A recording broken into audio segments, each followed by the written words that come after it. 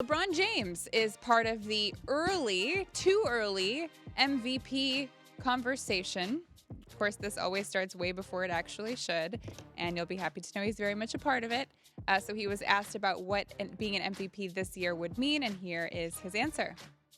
Well, team success has always been number one, but along no way, if you're able to accomplish some individual awards, individual achievements, it would mean a lot. Hopefully I can break the mold so when the next guy come and he can still get 200 or 300 million and be 33 years old. I'm serious. You guys laugh, I'm serious. This is the mold I'm trying to break. So I'll be 33 in 15 days. This is my 15th season, and this is the best I've felt in my career. I want it all. Well, that is a great American.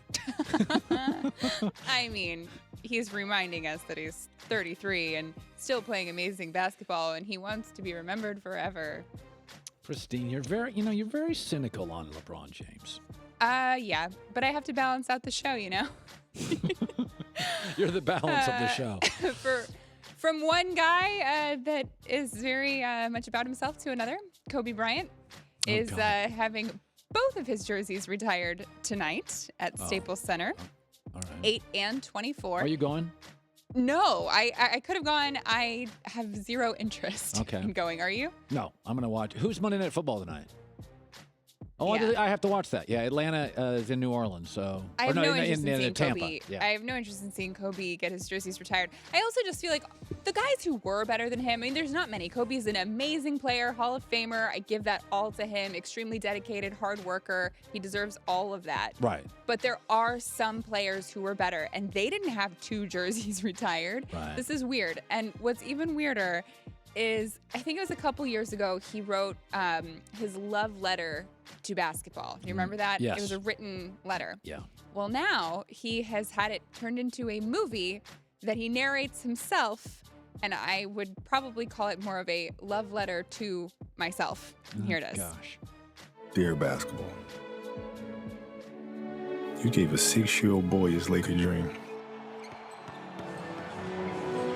And we both know, no matter what I do next, I'll always be that kid with the rolled-up socks, garbage can in the corner, 5 seconds on the clock, ball in my hands.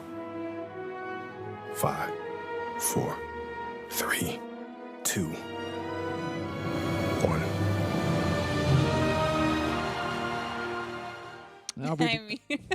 I like the animation, but I think it's kind of clever. I mean, the animation, the score, Cool. it should win an Academy Award. But Colin, for some reason, I can't picture you when you retire narrating a tribute to yourself. Well, if I did, nobody would buy it. So I mean, this is over the top. I know. Like, that's great. You're great. You're awesome. Get your jersey retired. Write the love letter to basketball. But this just... You and I are journalists. So you and I I think, are a little more cynical. Here in Los Angeles... I know. I'm going to get so much hate Yeah, for I mean, this. I think in Los Angeles, people just... It's like Cam Newton in Carolina. I look at him, I'm like, man, he completes 59% of his throws. But in Charlotte, he's the most loved guy. Do you know what it is? I think it's with him and LeBron, because obviously I have my issues with both of them.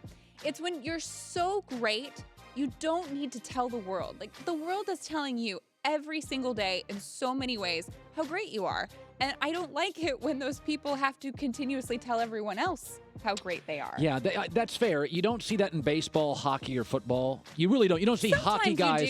Sometimes you do, but basketball is more of an individual sport where they're the star. Yeah, and it's really basketball is all about elevating the man. Right, but be like a little bit humble. Little. They're told their whole life from AAU basketball that the world is their oyster. And that's great. And keep taking that in, but you don't have to keep putting it out. We know. Yeah, but this is the way it's been since I was a kid. Like, NBA stars love themselves more than any other sports stars. Just the way it is. Thanks for watching. Subscribe here to get the latest from the show. Also, be sure to check out more of the best clips from The Herd, or go watch a few segments from the newest show on FS1, First Things First, with Chris Carter and Nick Wright.